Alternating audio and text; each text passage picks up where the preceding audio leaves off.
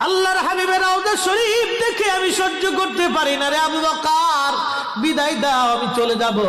চলে গেলেন নবীর পাগল। সিরিয়ান দামেস্কে যাওয়ার পরে কিছুদিন পরে নবীজি স্বপ্ন দেখায়, কিরে বেলাল, এটা কেমন জুলুম, কতদিন হলো তোমার কণ্ঠের আজান শুনি না। বেলাল রে, তোর কি মন চায় না আমি নবীর জিয়ারতে আসতে?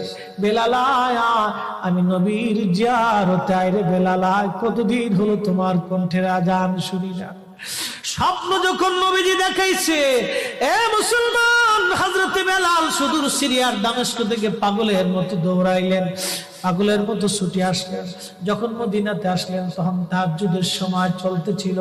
তাহাজ্জুদের সময় চলার সময় হযরত বেলাল রাদিয়াল্লাহু আনহু কাঠের জালি দিয়ে তখন রওজা শরীফ ঘিরে রাখা ছিল। ওই জালির পাশে বসে বসে জালির সঙ্গে মাথা ঠেকাইয়া নবীর পাগল বসে বসে গুনগুন গুনগুন করে